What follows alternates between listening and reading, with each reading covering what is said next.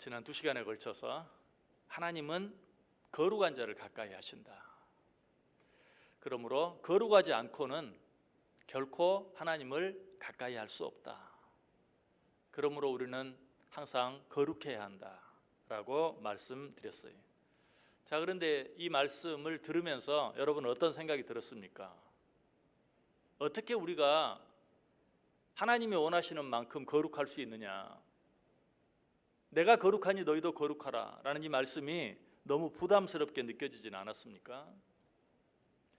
사도 바울은 그런 우리들을 향해서 하나님이 원하시는 거룩함이 어떤 거룩함인지 우리에게 가르쳐 주고 있어요. 에베소서 1장 4절에 보면 곧 창세전에 그리스도 안에서 우리를 택하사 우리로 사랑 안에서 그 앞에 거룩하고 흠이 없게 하시려고.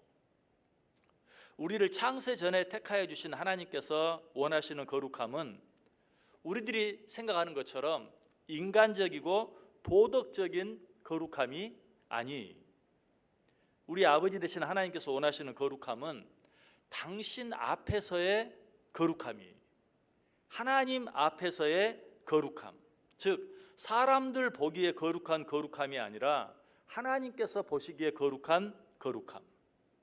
아유, 그러면 더 어렵지 않나요? 사람들 앞에서 거룩하기도 쉽지 않은데 거룩하신 하나님 앞에서 거룩하기란 더 어려운 것 아닙니까?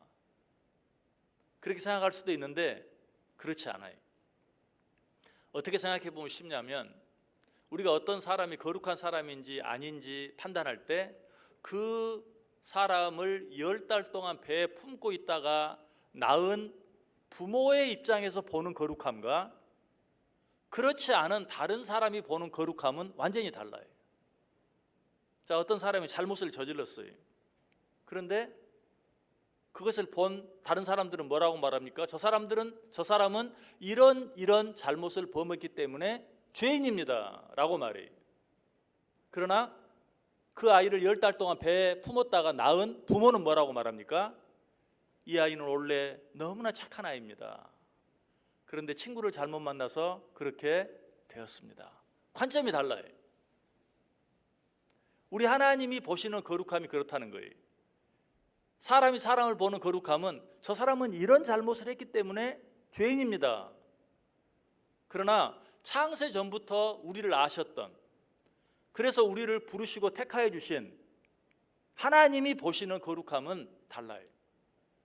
그렇다면 하나님이 보시는 거룩함은 어떤 거룩함인가? 도덕적으로나 윤리적으로 흠이 없는 거룩함이 아니라 하나님과 우리 사이의 관계에 의한 거룩함이, 하나님께서 우리의 거룩함을 보시기 위해서, 내가 거룩한가 거룩하지 않은가를 보시기 위해서 뭐라고 묻는가? 너 무슨 일 했어? 라고 묻지 않으시고 너 나 사랑해? 라고 물어요.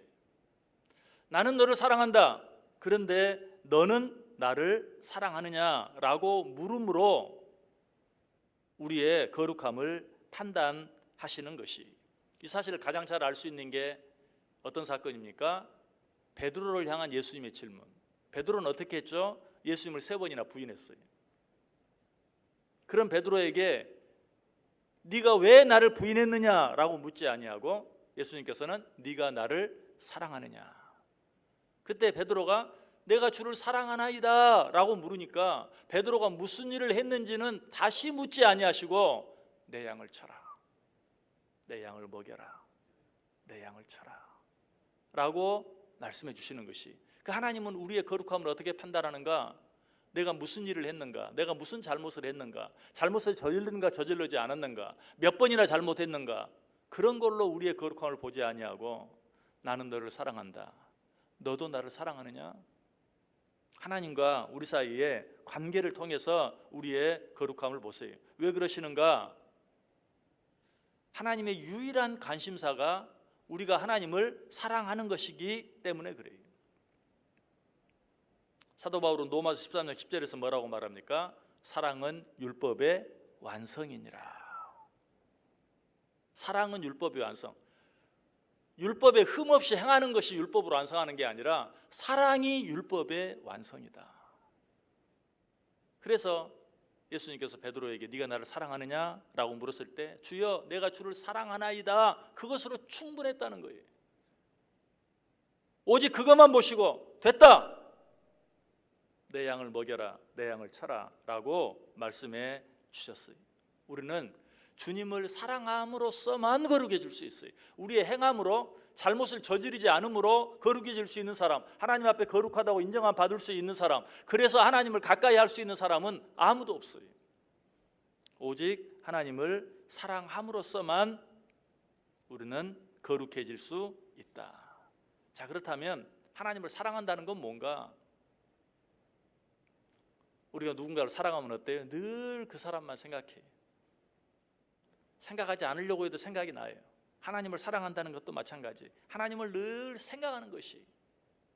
히브리서 3장 1절에 말합니다. 그러므로 함께 하늘의 부르심을 받은 거룩한 형제들아, 우리가 믿는 도리의 사도이시며 대제사장이신 예수를 깊이 생각하라. 예수님을 깊이 생각하는 것, 하나님을 깊이 생각하는 것, 이것이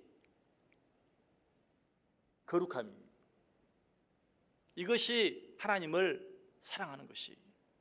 우리는 이미 하늘의 부르심을 통해 거룩함을 입은 자들이, 그 거룩함을 유지하며 살아간다는 것은 다른 것이 아니라 우리의 믿음의 주여 온전케 하시는 우리 주님을 생각하고 또 생각하며 사는 것, 그 은혜를 생각하고 또 생각하며 사는 것. 또 하나님을 사랑한다는 게 뭘까요?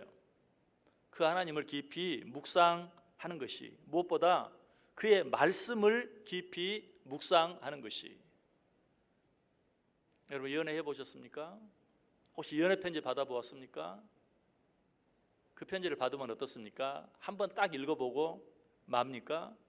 읽어보고 또 읽어보고 읽어보고 또 읽어보고, 그리고 잘 보관해 놓았다가 나중에 또 꺼내서 읽어보고. 이것이 누군가를 사랑하는 것이, 우리 하나님을 사랑하는 것도 바로 그것이, 하나님께서 우리에게 보내신 사랑의 편지를 보고 또 보고 묵상하고 또 묵상하고, 이것이 하나님을 사랑하는 것이요, 그것이 바로 거룩함이다.